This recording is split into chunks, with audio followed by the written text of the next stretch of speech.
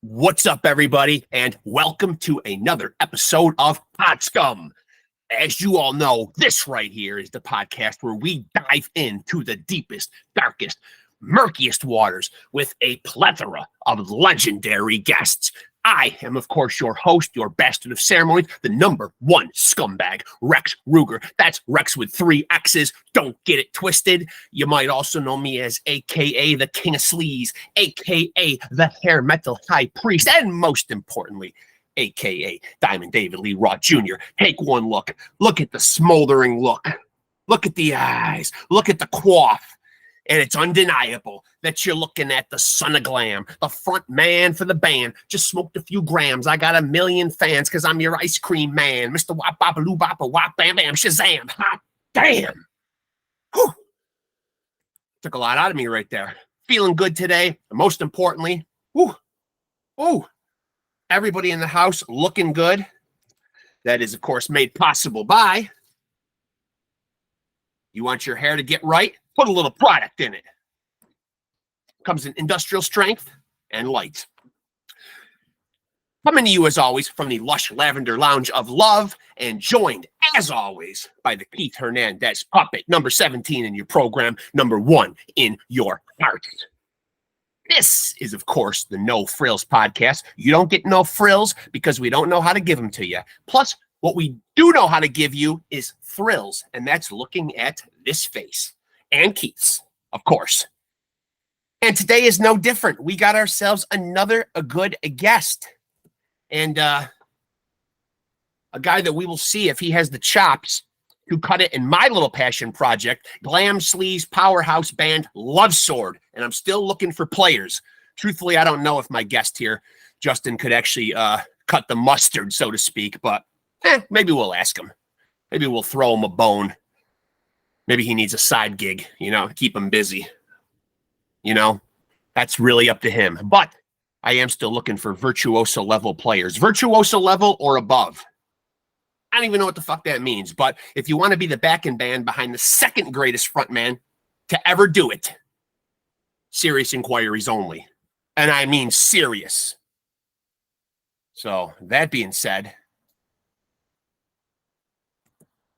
plus, this is a No Frills podcast because we don't edit nothing and you see everything. You get a look behind the curtain. There's no backing tracks here. This is not the Motley Crew of podcast. This is warts and all. That's how we does it over here on the PodScum side of things. So, it is what it is. It is what it is. So, apparently, as I invite my guest in here, we will get down to brass tacks, and it looks like he is here right now. So let's get down to it and chop it up with him here on PodScum. Let's do it.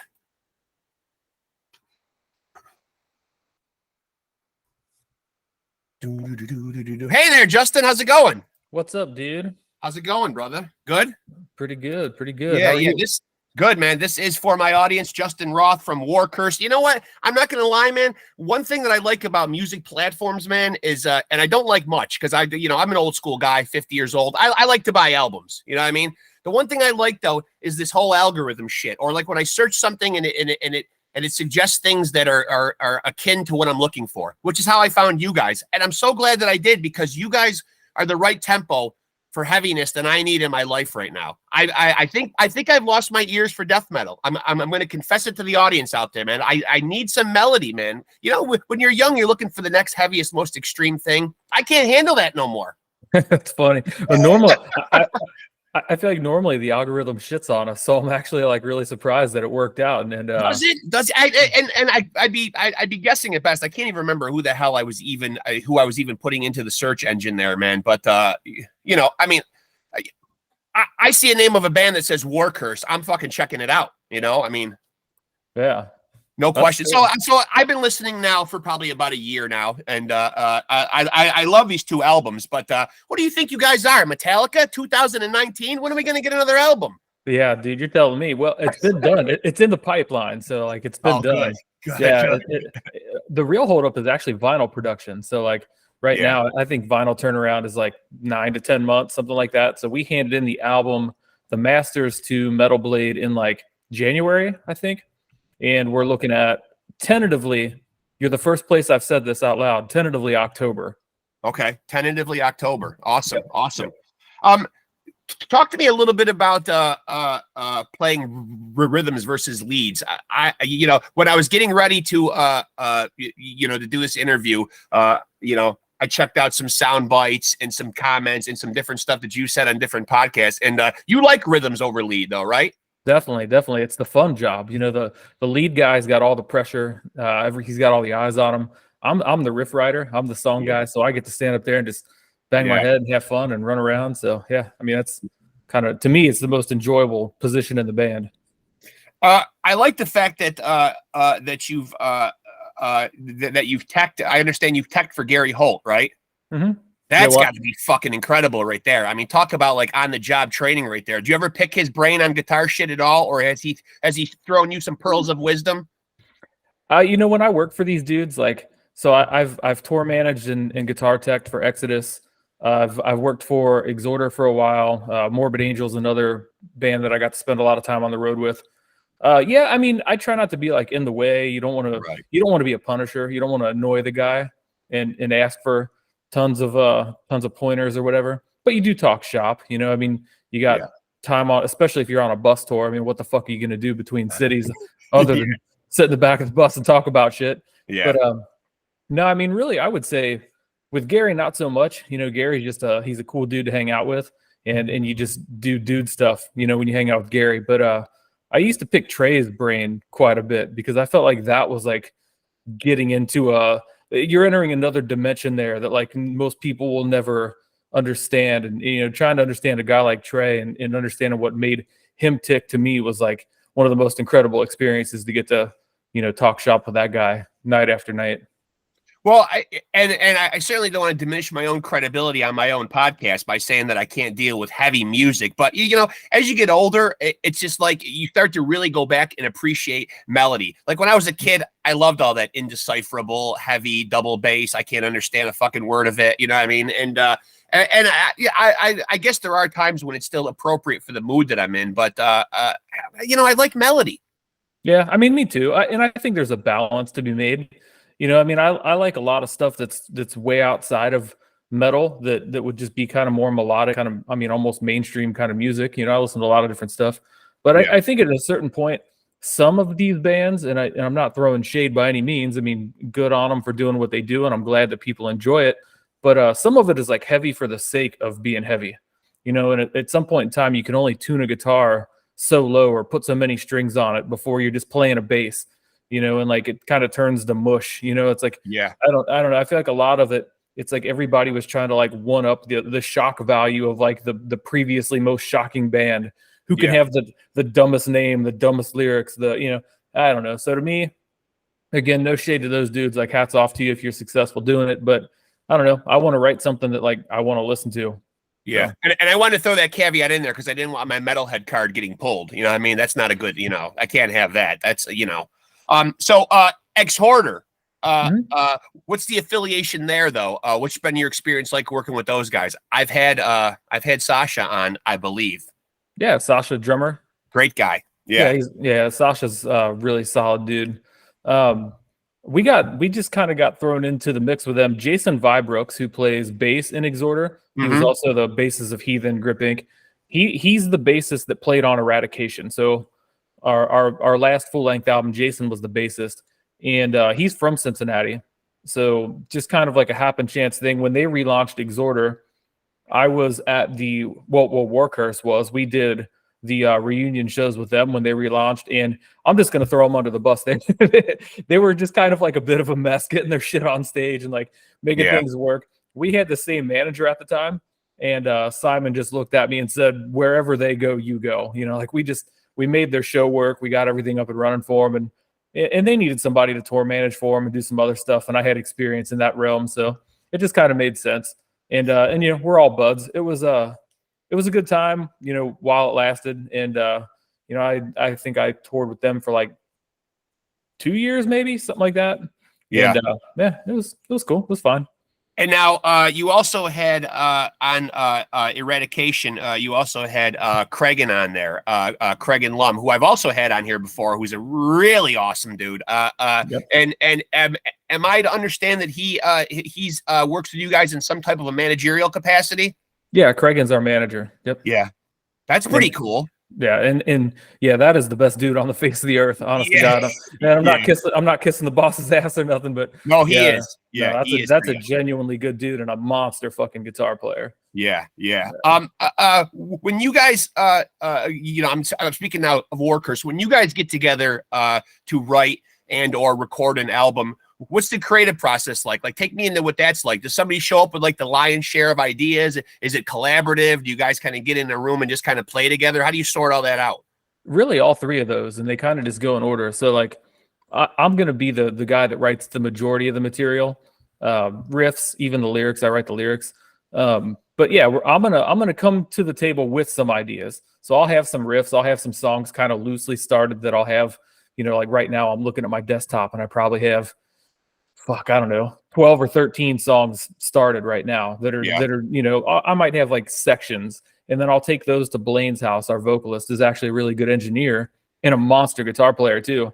So like I'll go to Blaine's, and him and I, sometimes Murphy will join us. Sometimes we'll all pile into his bedroom studio, and we'll work on it. We'll get it so that it's kind of loosely demoed and we have an idea of where the song's going. Then we'll take it to the band room, and we've got a nice rehearsal space. We'll go and get everybody together and jam on it and see how it starts to feel.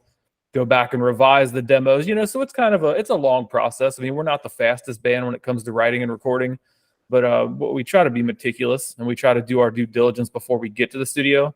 Yeah. Because obviously a band our size, we don't have a huge studio budget. So like we need to get in and get out. So yeah, we try. When you guys, what was COVID like when everybody was hunkered down? Was that a particularly like a fruitful, abundant time for you guys, to create, or even you personally? Did you get a lot of shit done during that? I know some people just kind of took it as like a respite and just kind of took time off. A lot of people were very creative that I've talked to on here. What was that time like for you? Well, the interesting thing with COVID for us, I mean, first thing, it completely derailed our whole. Everything, all of our momentum. We were coming off of Eradication. That album was doing great. It was getting great reviews everywhere. We had tours in like 17 countries lined up, and yank, there goes the rug. So that totally boned us. And I won't lie, I spent the first couple of months of COVID. I think like everybody else at first, everything was just postponed. It wasn't canceled. It was right. And nobody knew what was going to happen. So you watch a lot of TV and you hear a lot of speculation. It's going to open up soon. It's not. This is worse than we thought it was. Yeah. And, it's just a cough. So it's like, depending on where you're getting your info from, we just watched it closely, and eventually everything was just canceled. Everything was killed. And then we sat there for 2 years with our dicks in our hands, wondering if we were ever going to play music again. Yeah. So, to a degree, I was kind of resentful. I was kind of depressed for a while, and so I spent some of that time pissed off. And then I spent some of the time being really productive, because it was like, well, the world's going to reopen at some point in time. It has to. We need an album. So we got to work. So I would say it was 50-50. Like it was a blessing and a curse. I mean, it definitely screwed us. But I think that in that time we signed with Metal Blade, which was kind of unique and weird. We signed without having an album in hand. So knowing that we were going to write our big label debut, at least we had the freedom and the time to really like put in the effort and write a bunch of material. So is that rare? Is that rare? You're saying that like that's rare. Is that pretty rare? I mean, as someone that doesn't work in the music industry, is that rare to get picked up by a label and not have a product in hand or something to present them with? Is that usually how it goes? For a band our size, it's super rare. Normally what happens is you finish an album, you hand it to your publicist or your manager or whoever's going to shop it for you, and then they're going to go out and find you a deal, if you're not under contract. So yeah, for us to like get an offer without anything written, nothing in hand, sight unseen, all we had was the laurels of our previous releases, and they gave us a deal. So I'd say it's pretty rare. I mean, for bigger bands, maybe not so much, just because, if you're signing, an Exodus, for example, like, what you're going to get. But, with a band like, nobody wants to really take too much of a risk with something the size of what we're doing. So. Exodus for me is really, getting back to Exodus. First of all, I read an article recently here that Gary Holt is going to be writing his memoir, which ought to be fucking super awesome. I mean, I'm excited about that. And I hope if there's an audiobook, he narrates it himself. That's important to me. I like when someone tells the story in their own voice and in their own words. I think they can tell it the best. And he seems like the kind of guy that would probably enjoy doing something like that. But, I went last year to see the Bay Area Strikes Back tour, and Exodus, I think I really realized it. When I think of the word thrash, Exodus is the band that always comes to mind for me. That's what I hear. That's what I hear when I hear thrash. Yeah, I mean, I think that they're definitely one of the definitive bands. And Gary's memoir will be a wild ride. So that'll be fun. Yeah. I've heard a lot of it off the books. I'll bet you have. Yeah, I'll bet you have. Now, so you did a full length in 2017, and then you did a full length in 2019. Has the band ever sat around and consciously talked about the format in which you guys will release music? I.e., a lot of bands are not doing fully realized LPs. Some of them are doing EPs. Some of them are, a lot of acts, not metal, just music acts in general are hitting people with singles, maybe a slew of them, and then putting the album out. Do you guys sit around and talk about that? That this is how we want to release music going forward. Yeah, I mean, I think this may be the last full length that we write on purpose. If it happens naturally and we have a bunch of good songs and things are going well, then that's cool. And never say never, but yeah, I think that like people's attention span has shrunk. And I think that what happens, and you see like Ozzy does a good job with this, some other guys do a good job with this. Like they still kind of play inside of like the pop music or radio music format where they may put out 4 or 5 singles and then all of those singles just end up on an album when the time comes. So they'll have the same engineer go in and mix them and do whatever they got to do to make it a uniform album. But I think that's a smarter way to go because you put all your time and effort into writing 8 to 12 songs. Our new album will have 10 on it.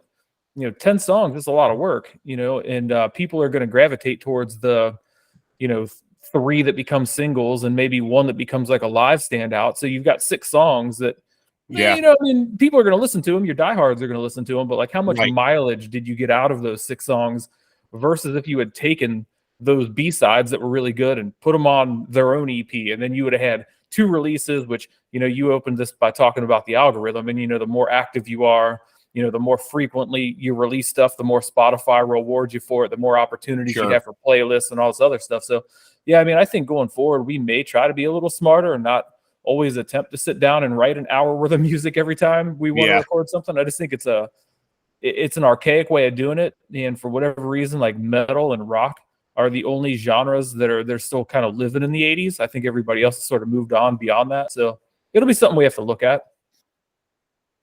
But what about you guys when you sit around and talk about like your tour itinerary? Because I know I talked to a lot of older bands on there, and the perspective on life changes when kids and family and stuff comes into the fold. Are you guys in a position, with day jobs, with any kind of that stuff, to take off and do long tours, or do you kind of pick and choose your dates and go do a select few and come off the road? How do you guys work out your itinerary?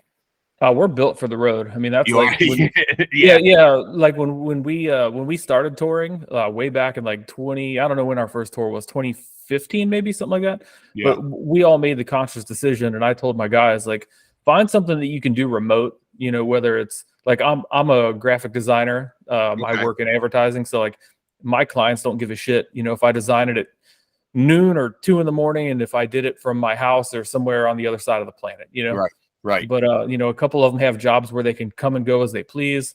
A couple of them are self-employed. So, yeah, it's sort of like everybody set themselves up to be able to just, pick up and go. And if we need to be gone 200 days next year, then we're going to be gone 200 days next year. That's a nice luxury to have, though. It really is. That's a nice luxury to have. I think a lot of young bands need to think about that. If you're serious about being a musician, you have to set yourself up with some sort of an income outside of your band that you can make anywhere you go, because bands on our level, until you breach that, that upper echelon, you're not making a livable wage playing music. Even if you're getting a decent guarantee every night, by the time you pay all your expenses, and I'm not telling you anything you don't know, but transportation's ungodly, and a lot of the cost of this stuff, you'll go broke. So you gotta have some money coming in that's kind of like a passive income that's always there for you. It really is a story of the starving artist nowadays. I mean, and I hear that story constantly, and, going out and having this, slog and, play up and down the road and, selling merchandise and all that kind of stuff. It's really tough nowadays. It's not standard like it was back in the day where you just got a record deal and, you were showered with all kinds of money and, you could become Bon Jovi overnight, I mean,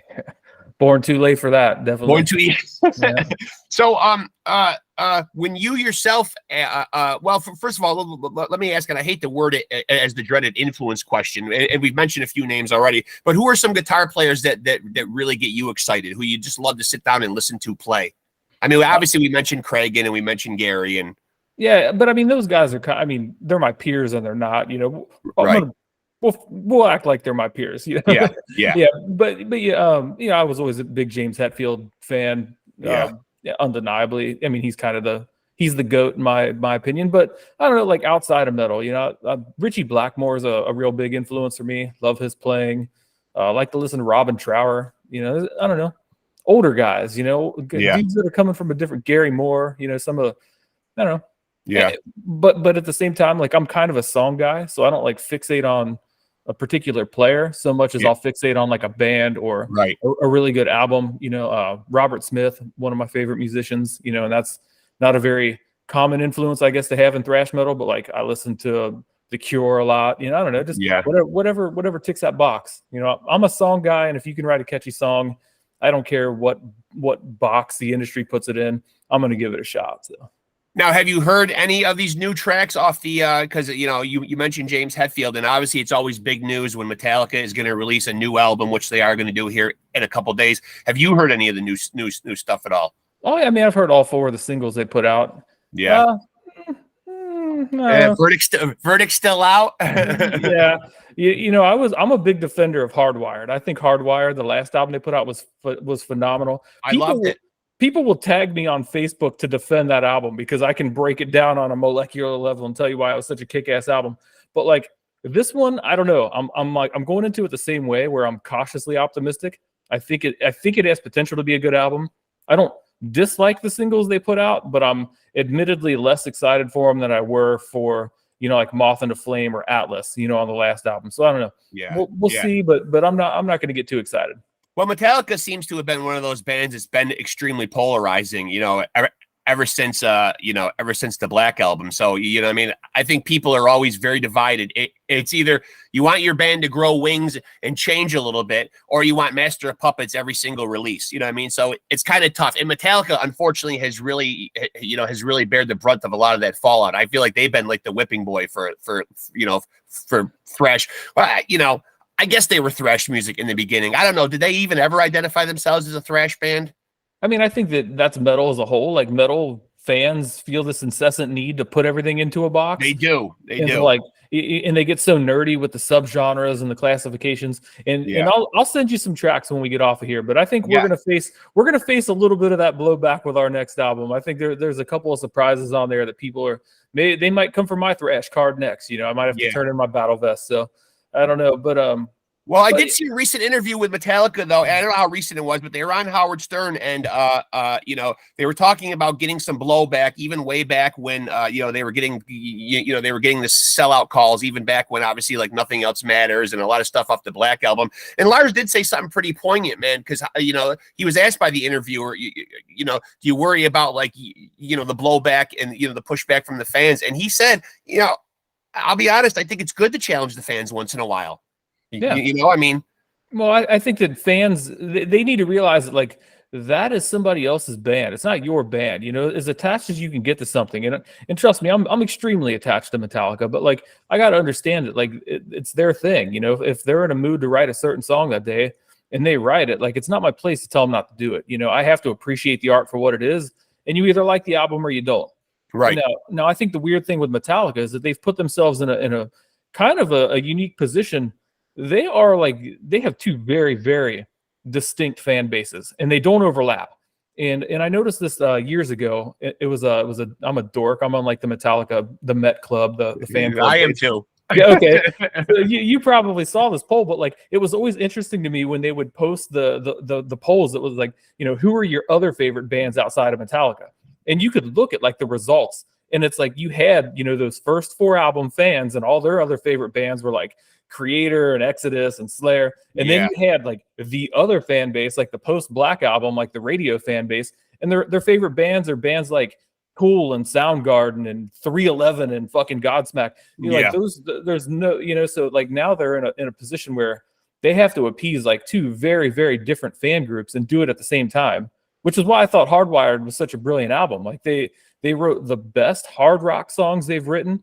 And they also wrote really good thrash songs that hold up to like the early thrash material. So it was like they managed to give everybody something at a high level on that album. So I thought it was brilliant. I agree with you. Yeah. Yeah. I mean, at the end of the day, and like I was saying, we took some chances on this album, and if people want to complain about it, fuck it, man. Like write your own album or go listen to the previous album, or, I don't know. I mean, you can't make everybody happy. So at the end of the day, if you're an artist, make yourself happy, and the people that come with you and stay with you, good. And, for every fan you lose, hopefully you make one or two back. Well, the one thing that worried me about Metallica, and this is obviously very old news now because Robert's been in the band for a long time, but I was a little worried when Newsted left. I thought for a while he was the guy really keeping the grit in that band. I mean, he really was. Obviously, Load and Reload got a little bit weird when they're on the back of their album. The album with blood and semen on the cover of it, for fuck's sake, and they've got their fingernails painted black and they're drinking martinis, and I got a little worried as a Metallica fan. Yeah, and it took them a while to recover. I mean, Load and Reload. I mean, you could argue that they're good albums for what they are, and I've made those arguments. There's no defending Saint Anger. There's no defending Lulu. So they had a downward a period there where things weren't necessarily so great and they weren't really defendable. But Death Magnetic was kind of a rebound. Hardwired was great. But yeah, I mean, I was always a Newsted guy, and I know it's very blasphemous to say, and don't get me wrong, I love Cliff Burton's contributions. I think he made the band what it was. I think Dave Mustaine gives himself way too much fucking credit. I think I agree that honestly Cliff was kind of the mentor there and kind of the guy that taught him how to write and format songs. But Newsted to me was always the best fit for the band. Like he was the bassist that I liked in the band the most. Same here. Stage presence, he had great backing vocals. He looked fucking menacing up there playing. He did. And, yeah. So to me, he was always the dude. So yeah, when he left, I was bummed. And like any other butthurt fan, it took me a while to warm up to Robert. But he's been in the band longer than Newsted now, I think. So well, and he does have somewhat of a pedigree. I mean, you can't knock coming from a band like Suicidal Tendencies. I mean, like they've certainly got credibility in the thrash metal world. You know what I mean? So, when you from one Metallica fan to another, when you say it's hard to defend Saint Anger, what are the things about Saint Anger that you don't like, or why you find it undefendable? It's terrible. Like if the songs are bad, tell us what you really think, Justin. Yeah. I wouldn't even know how to start. Like it would be harder to name something that I like about it, and I don't even know that I could come up with one answer to that. I don't know. It's bad. Songs are bad. Production's bad. I don't know. Yeah. The first time I heard it, I was just like, "What in the fuck is this?" And I have to this day, I've tried multiple times to make myself listen to it from start to finish, and it's so bad that I have never actually listened. I've heard every song on the album, but I've never been able to successfully force myself to listen to that thing from front to back without getting up. I agree with you, even though I just ran down Load and Reload, man. Yeah, for some reason, and admittedly, they were going through a lot. That's when they did that Some Kind of Monster movie, and they were all of a sudden in therapy, and they seemed like a big dysfunctional family and stuff. You know what I mean? So I don't know if that clouded the creative process or what the hell happened there, but. They can't all be hits. I mean, every great band. I mean, Megadeth. They had a couple of real turds. They had Risk and some of those other albums in the middle. So it's like all the best bands at some point in time. I mean, I guess what was the one Exodus album with the A Good Day to Die on it? The one with like the weird artwork. Yeah, and I may be in the minority here, man. But also when I hear Exodus as a fan. I can't help it, and this is not to impugn the Rob Dukes years, but I'm a Zetro guy. Yeah, I think Zetro is the best of the three. I love Rob Dukes, and I actually really liked the Rob Dukes era. I thought those albums were the heaviest they ever wrote, and the songs were longer. Yeah, like really cool song arrangements.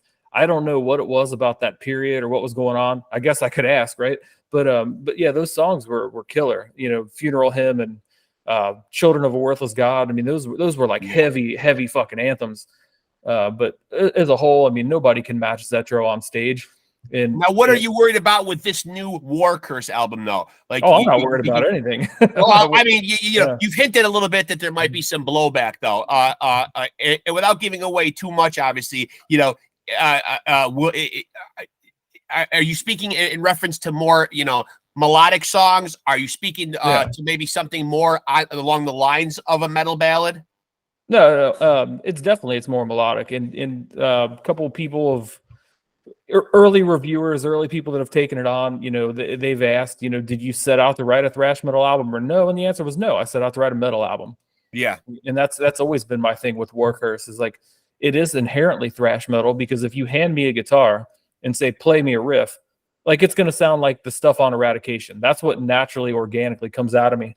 But having Blaine as a writing partner on this album, his influences are a lot different. He's not necessarily a thrash guy. He likes thrash, but like, he got into metal. He's younger. He got into metal through bands like Killswitch Engage, and you know, so he was kind of a you know, Soil Work and In Flames and that sort of thing. So I don't know. I mean, it's just like inviting that collaboration in, and not being the only guy that wrote everything, and having this is the first album where Blaine has been able to do vocals that weren't written for somebody else. So the last album, we switched vocalists in the recording process, and the songs were written for the first vocalist. So if you notice that they're very barky, and you know, there's not a whole lot of difference in delivery between the first two guys, it was just because Blaine went in and mimicked what Tarek did. And on this album, it's definitely not the case. He got to really be his own vocalist and open things up. I think people got to hear Blaine sing. You know, we did that cover of Only during the pandemic. Yeah, which was killer. Thank you. Yeah, dude, I loved it. But it was like, people were like, "Holy shit! You mean you got a guy that can do John Bush vocals, and you just got him yelling?" And it's like, well, maybe we'll use him. You know, maybe we'll let him do his thing. So yeah. When you now, you know, you had referenced earlier that you write a lot of the lyrics. What's the impetus for a lot of these lyrics? Like, where do you draw your inspiration from? Are you like a guy who, you know, picks apart things on the news, or you know, things that piss you off? Do ideas just come into your head like throughout the day? Do you have to get yourself into like a specific space to create, or just shit coming to you all day long? Yes, all of that, actually. Yeah. So, I mean, you know, a lot of it comes from things going on in the world. A lot of it's kind of just like general opinions I have on certain topics. You know, like Severed Crosses, I think, is a self-explanatory kind of song. But yeah, you know, so I think it's a combination of those things.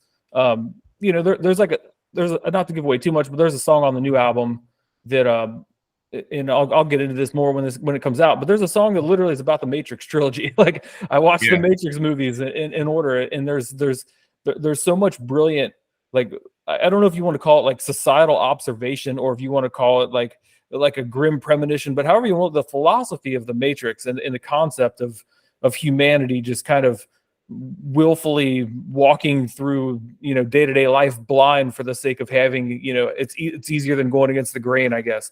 You know, so, you know, taking on sort of things like that I just see happening around me, and you can turn anything into a song, you know, like on what was Deadly Silence on the last album. Deadly Silence was written about Edward Snowden, and some of those quotes, like, I literally sat there and I had the song kind of fleshed out a little bit, but I watched 2 or 3 hours of Edward Snowden interviews, and anything that I thought was real profound or interesting that he said, I jotted it down, and it's like, well, how do I use this? How do I turn this into something cool? So, are you one of those guys who ever wakes up in the middle of the night with a fucking idea? All the time. Yeah. And then what's your go-to? Is it a voice memo? Is there a notepad on the next to the bed? All of the above. I mean, there's guitars all over my house. Yeah. My phone's always in my pocket. I've got a Pro Tools rig on my computer. So I mean, just wherever inspiration strikes, you know, you could be in the shower, you could be in the car, wherever it is, you got to get that idea out. I mean, what I do for a living, I'm a creative director.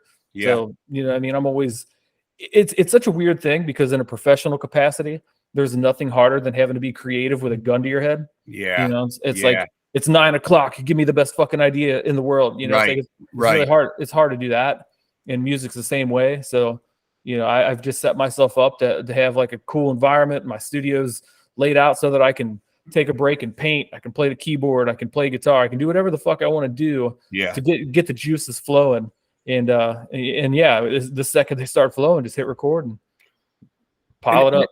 Now, ending up on a label like Metal Blade, you know, I mean, obviously, you know, up there with the Nuclear Blast, you know, a legendary metal label, you know, to say the least. But in this day and age, with streaming platforms and you know, the relationship between artist and label, not what it used to be. How much of the stuff that you do is DIY, and how much does a label really benefit a band in your position these days? For you know, for bands that might be starting out. Yeah, it's yet to be seen, right? I don't know. Okay, fair enough. Yeah, we're early in the relationship, and you know, I think like with any relationship, you have your honeymoon phase where everybody just loves everybody, and we can't wait to spend our lives together. Yep. And then you hit that first little rough patch where things maybe aren't going as planned, and you find ways to work them out and come back together. So you know, I don't know. Next thing you know, you're sleeping on the fucking couch.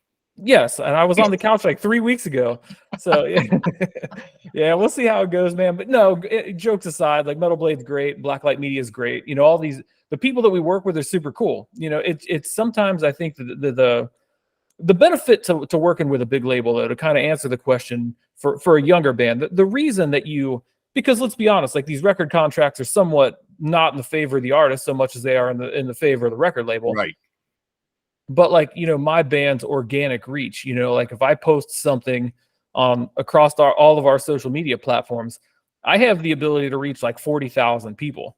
Metal Blade has the ability to reach like 40 million people. You know? Right. So it's right. You sell a little bit of your soul to have access to an amazing team of people that have, you know, Metal Blade now is at 40 years. They just hit the 40-year anniversary. You know, you have 40 years of experience. You got a wealth of knowledge. You got access to a whole team of people versus having to, you know, do it all yourself. You know, I'm kind of a hands-on guy, and like I still, despite having, you know, a great manager and a good publicist and everything else, like I still do most things myself just because it's faster and easier for me to just do it than it is for me to like write a brief, relay it to somebody else, check it, approve it. So sometimes it's just I'll just bang it out, whatever it is, if it needs to be done. But it's good to know that I don't have to do that. You know, if I need help, or hell, if we just need a small budget to do something, you know, I don't have to come out of pocket and pay for it. Like I hit them up. And, you know, sure, they're going to add it to my bill. I'm going to pay it back at some point. You're paying one way or another. Yeah, like 10,000% interest or some shit. Yeah, you know, whatever it is. But no, it's cool. You know, you get involved so that you have a team, you have a support system, you have the distribution, you have the visibility. You know, so we'll see. I mean, I would like to think that this album is going to do a lot better than the previous album. You know, you never want to go backwards, and I think we wrote a better album than we wrote last time. I think we got a stronger team, we got a bigger label.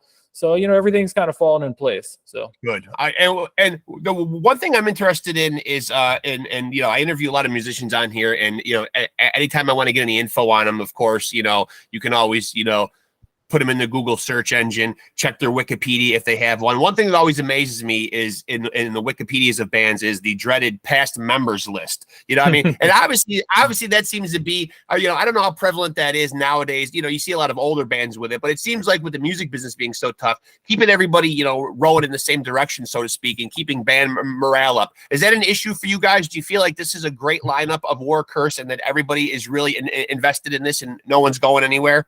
Yeah, I think we've got our lineup. We went through I think every band has like one or two positions that are tough. Like we went through a slew of bass players that seemed to be that seemed to be the troubled spot for us. Our drummer for a little while went and did some other stuff, and we had a couple of different drummers that we toured with for like in 2018, 2019. We used like my brother-in-law is a really awesome drummer. He was our drummer for a while. But yeah, I think this lineup that we got now, it's the lineup that we're going to have. You know, if you know, God forbid somebody leaves, then you know we'll deal with it. But no, these guys are all down for the cause. I think that, you know, being in a band and keeping a band working, it's a relationship. It's like I'm married to 4 dudes. It's a sexless, thankless marriage. but yeah, you have to make certain concessions. You know, you have to know everybody's personality types. You know, I could dish the dirt on all these dudes and tell you like how I have to deal with every one of them individually because they are very distinct personalities. And you know, Blaine, for example, he will never get mad at me saying he's a grumpy asshole in the morning. Okay, yeah. So if you not a morning guy. No, not at all. If you got to get anything out of Blaine before noon, good luck. You know, so I know when I'm doing anything that involves Blaine, schedule it later in the day, you know? Yeah. Yeah. But, you know, from a monetary standpoint and from a keeping everybody happy standpoint, one of the things that I've always avoided and that I continue to avoid and that I recently declined to do again is this bullshit. A lot of bands fight over money. Yes. And you know, I mean, in bands I've worked for, you know, make of that what you will. A lot of these bands, they get in fights over money, and you're fighting over fucking pennies. You're fighting over a percentage here, a percentage there of your 1/3 of a penny per stream you get on Spotify. Yeah. That the manager gets, you know, his cut and everybody else gets their. You're literally fighting over pennies. It's not worth it. So I don't do the song credit bullshit. I don't do the, you know, when you break down your publishing and your licensing, they always want to know who wrote what, who played what, who wrote what percentage of this, that, and the other. I don't do that shit. It's all songs written and performed by Workhurst. Everything is split 5 ways. Nobody's treated better, different, you know, worse than the other guy. That seems to be a good way to keep, certainly keep down, you know, any dissension in the ranks, though. Is that the norm, or is that kind of the not norm for bands? That's not the norm. No, not at all. Most guys, a lot of guys have it in their contracts that certain members will contribute like certain percentage of the album. You know, if you have like a key songwriter, or, you know, some bands that, like, a lot of bands hire outside lyric writers. I don't know how common knowledge that is, but, like, you know, Chuck Billy, for example, doesn't write any lyrics in Testament, as far as I understand, you know. So everybody's fighting for those points, for those percentage points on the album, and for their, you know, their points when they get licensing or royalties or whatever. And yeah, I mean, I don't think it's normal at all, but I think more bands should do it the way we do it, because I think at the end of the day, it's like, I can't get on stage and perform these songs without those dudes. Right. I didn't play their parts in the studio, you know, so it's like whether I contributed more to the writing or not, it's irrelevant, because it's a group effort, and it's so much easier to just not. What do I stand to gain by causing waves? And I'm going to have to find a new drummer. I'm going to have to find a new bass player, right? And to what amounts to a few $100 a year, a few $1,000 a year, or, you know, even if you're a big band like, you know, like a Testament or somebody, what are you talking about? $10,000 here or there? Is it really worth, you know, shitting on these dudes that you live, sweat, and die with? You know, I agree. Yeah, those are supposed to be your brothers. You know, everybody talks about these guys are my brothers. They're my brothers. Yeah, everybody's your brother until the fucking contract's in front of you. Right. You Right. I know. So money changes people. It does. It does. Even small amounts of it. It's amazing. You know, it is, man. So we don't play that shit. I don't do that shit. You know, these dudes are my brothers for real. So, you know, I take care of them. So, are you kind of the guy who has that mind? And you know, it kind of sounds like you are. It always seems like there's one person who emerges out of the band who's kind of like the guy that takes the bull by the horns when it comes to the business aspect of stuff. Is that guy is you in Workhurst? Yeah, it was me until we had Craigan. You know, now it's me and Craigan. Yeah. So, yeah. And I would imagine that having a guy like Craigan, though, as your manager is probably a huge asset, because he's not just some guy behind a desk. He's also a guy who lives and breathes this himself. It's invaluable. Yeah, we couldn't have found a better manager. Yeah. So, I mean, he gets it from multiple angles, because I don't know how common knowledge this is either, but like Craigan works for Nuclear Blast. Yes. He's a label guy on top of being a great musician, on top of having all this experience. You know, for years he worked in the video game world. He understands licensing. He manages some other bands, and he'll help older bands like go back and retrieve their publishing and their royalties and all stuff. So like the guy is really in tune to the business, and he has a better understanding of how all this works than anybody I've ever come across. Yeah. So, you know, to have access to a guy like that and to be able to pick his brain, you know, I mean, he can pick my brain for certain things, and, you know, at the end of the day, I can default to him if I need a decision made and I'm on the fence, or, you know, whatever. Now, when you are a young band, and you know, I don't know whether you guys look at yourself as a young band, but with you know, with a small catalog, you know, I mean, I would call you guys, you know, somewhat of a newish type band. I think that'd be a fair assessment. What would you tell like a new band though nowadays? Like, what, you know, it just seems like such a head scratcher in this day and age. You know, how does a band propel their career forward? Is it getting on a big tour? Is it streams? Is it merchandise? I mean, like, how do you get over that hump? I'll let you know when I get over it. You're still trying to figure it out too, huh? No, I don't know. Yeah, exactly. Well, I think everything you just listed, yeah, it's all yes to every last bit of that. I think, but it did used to be a little more formulaic back in the day. It kind of used to be, you know, from the era that I remember in the 80s, it was just like bands were being plucked up off the Sunset Strip left and right. They had an image, a label threw money at them. They came out with the big rock song, and then they followed it up with the power ballad, and somebody threw a bunch of money at them and put them on a tour bus, and they just lived a life of excess on the road, you know? And I think sometimes people might still have that misconception that that's what it's going to be when they get into a band. But, you know, obviously times are much, much different than back then. So, like, you know, what direction do you point a band in that's just kind of, you know, getting a foothold in the industry? Well, the first thing I would tell them is to listen to what you just said and understand that is not what happens anymore. Yeah. A lot of these guys, and no fault of their own, because you don't know what you don't know. But, you know, a lot of these guys think like we're a phenomenal band where we all shred, we got a best drummer, you know, we play so fast, we do all this shit. No one gives a fuck about that. You know, right. At the end of the day, it's not what you can do, it's what you can do with it. You know, if it was just about talent, then half of the bands at the top wouldn't be there. And you know, I could find you 5 bands in my local scene that are oozing with fucking talent that have no business sense and have never, you know, making the effort to like go any further, you know? So talent's not what it's about. You know, it's definitely about the marketing. It's about playing the game a little bit, you know, as much as I hate to admit it, because I hate that this is where music is, but I can't change it. I can point out why I don't like it, but I can't change it. You know, what these labels are looking at, what they're looking for is like organic engagement, you know, getting your fans involved. If you want to get signed by a label, the number one thing is to show them that your fans give a shit about you. Yeah. And that could mean that you have great album sales. That could mean that you have great merchandise sales, or that you have really high streaming numbers, or that, you know, you get a lot of shares on social, whatever it is, because there's no one singular metric that matters more than others here. But like, you have to show that you have the ability to captivate an audience, that you're going to bring something of value with you, because at the end of the day, a record label, they're going to sign you, but you're an investment. You know, you are a fucking line on a spreadsheet, and you know, nothing is more important to them than knowing they're going to make their money back and then some on whatever they put into your band.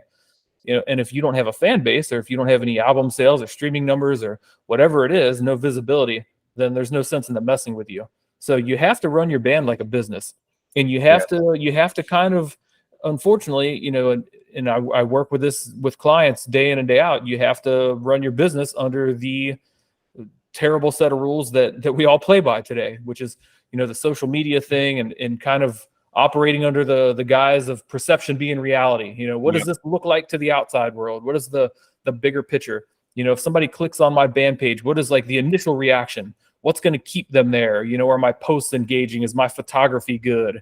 Is my branding consistent? You know, is my brand messaging, you know, so the tone in which you write your posts, and like, you know, all that sort of stuff, that all matters. You know, people don't, they don't know why it engages with them or not. It's kind of a subconscious thing, but like when they hear a consistent voice in their head, when they read the posts, and the posts are written a certain way, not too long, not too short, get to the point, you know, these sort of things, like all that shit matters. And that's what keeps people engaged. So I would suggest, you know, young bands, there are a lot of really, really good industry facing podcasts out there that don't even necessarily interview musicians.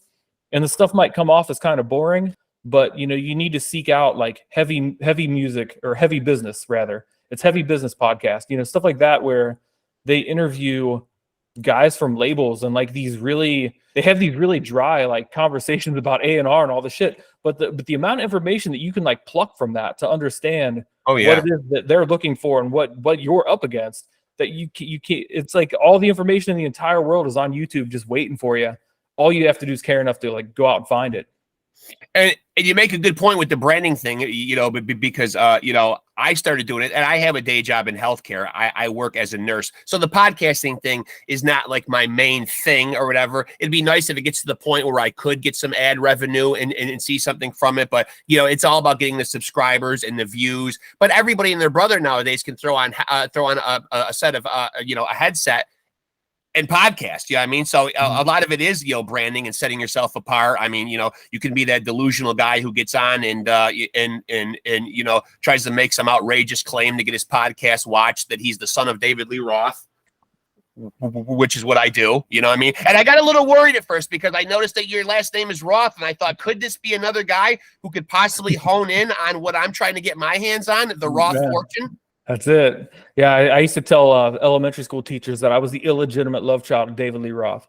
Wow. Listen, man, I think I just loved you more and more now that you said that, because that's exactly what I'm trying to do. I mean, come on, take a look right here. I see it, man. Is it not undeniable? You just hit it on the head. You see it. I like that. Yeah, well, I didn't even know what that meant at the time, but it sounded cool when I said it, and I think they laughed at it and understood it more so than I did. But yeah, But yeah, I think the branding thing, I also think it's you have to manage expectations to a degree. Like a band like mine, I could write an album that maybe and I'm not saying don't take this wrong. I could write the best fucking thrash album in the world. Right. No one's going to give a shit. There's a large percentage of the population that has either moved on from what we do. We're kind of the dinosaurs. You said that we are a new band or a young band, but like, only in this archaic genre are a bunch of like 30 and 40-year-old men considered a young band. Like we're fucking, we have aged out of every other genre by like 10 years. They don't want it. We are old, ugly, fat. They don't want anything to fucking do with us. Yeah. But yeah, you have to understand that like a large percentage of the population is still they're gonna buy the Metallica albums, they're gonna buy the Megadeth albums, and they're not gonna buy your album. So whether you have to take a look at that and say like, well, how do I get around this? Or if you want to just play pure thrash metal because you love it, that's cool. But just go into it knowing that like, you're not going to be the next Megadeth. Like, I'm sorry to tell you, bands listening to this, I don't care who you are. Like that ship set sail, Yes, so it did. Yeah. There's a million and one podcasts out there, sure. But like, if you love doing your podcast and you get to have cool conversations with cool people, then at the end of the day, like that's what the fuck matters, So it's like if you manage your like I don't think you have any delusion in being the next Joe Rogan, right? No. So why the fuck would I think I'm going to be the next James Hetfield?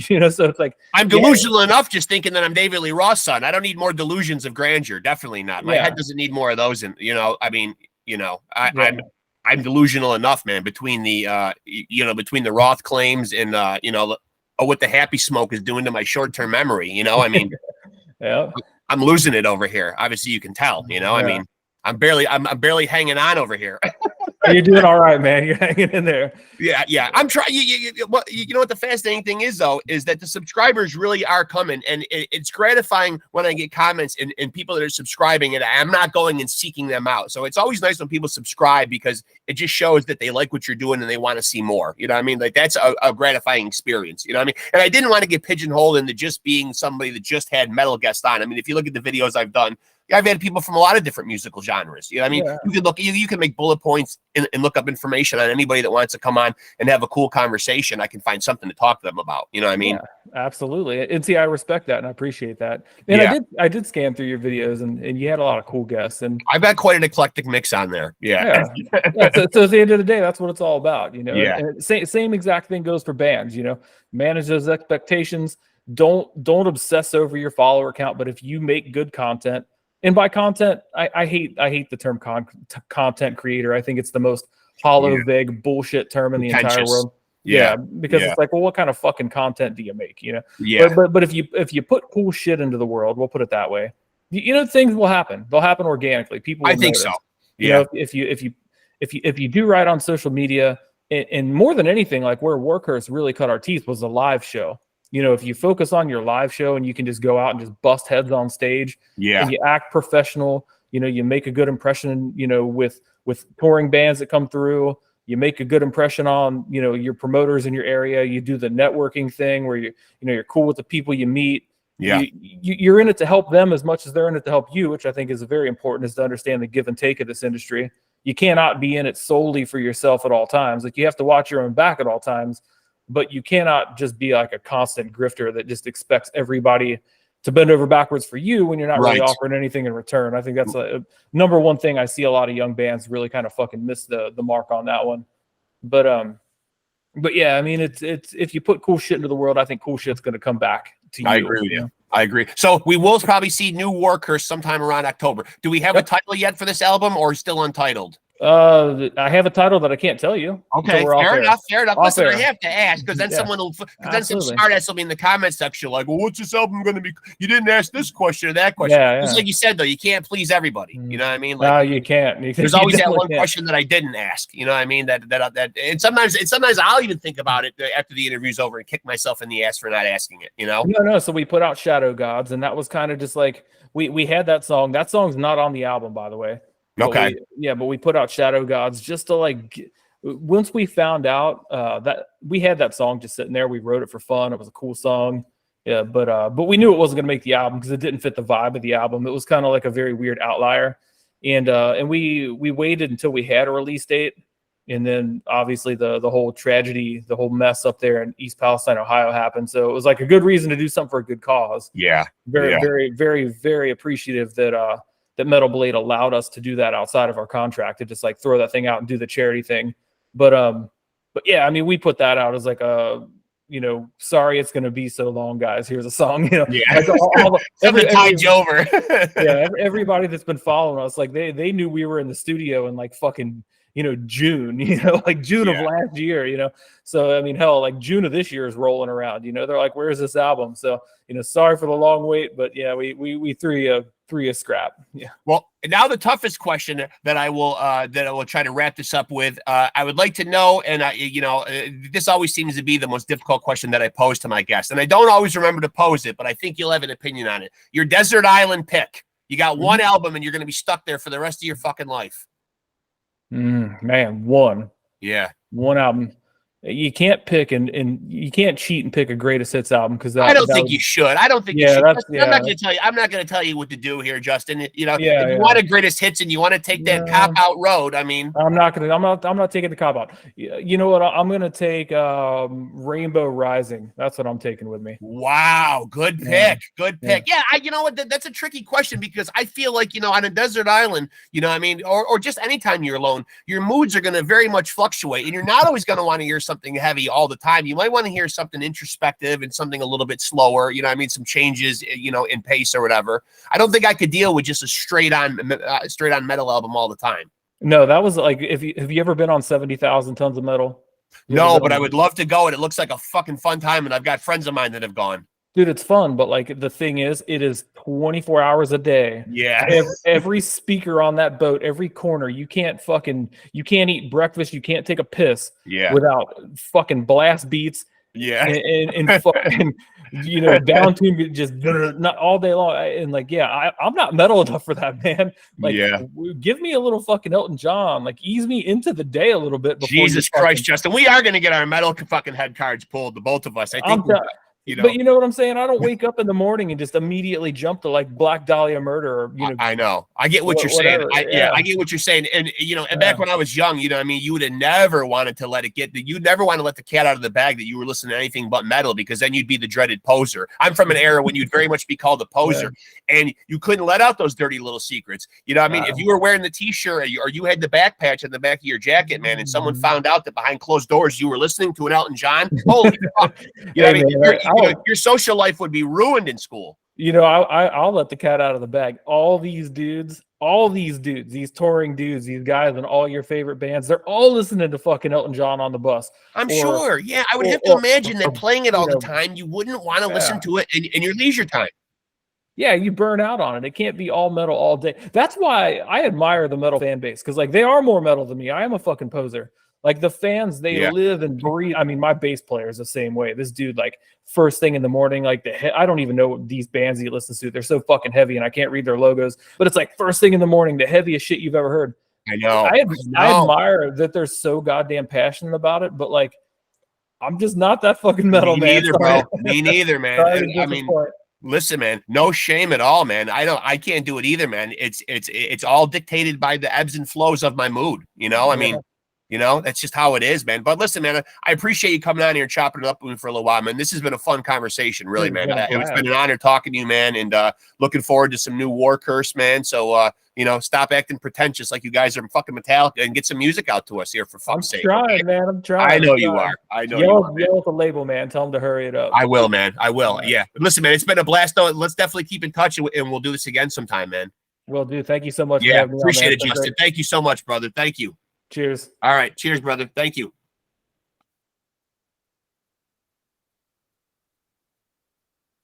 You can hang up, man. Oh, we done? Just making sure. Yeah, you got it. Yeah. All right, dude. Well, Later, I'll tell you what. Well, hey, real quick while I got please. Yeah. It's not recording now, right? It's done recording. No, it is. Go ahead. Oh, okay. Well, I'll drop you a couple of I'll drop you a couple songs. Like I'll just message them to you on Facebook so you can check out some of the new shit. Yeah, absolutely. I appreciate that, man. Yeah. Looking forward to it, man. Yeah. Yeah, all right, talk to you, brother. Yeah. See you, man. All right, later. Later. There he goes, folks. Justin Roth from a band that I'm not going to lie. I haven't been, I haven't been a listener for very long, probably a year or less, man, but War Curse. And this is a band that I like. This is a band with very much a thrash metal pace to it, but very discernible lyrics, good clean singing, but still with some teeth and some grit. I like this band. And I'm looking forward to they've got 2 albums out. The last one, 2019's Eradication, a real fucking face melter, man. I mean, a real ripper. A song on there with the great Craig and Lum from Heathen. These guys are the shit. I think my audience out there, if you go check out these guys, War Curse, you will like what they do. Take it from me. And